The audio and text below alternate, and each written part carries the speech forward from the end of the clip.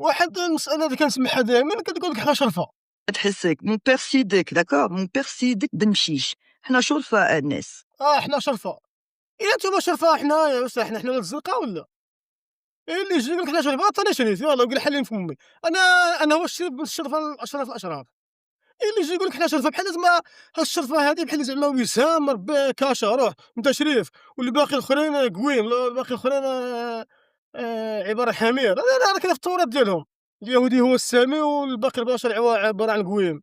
القويم هما الحمير يركبوهم.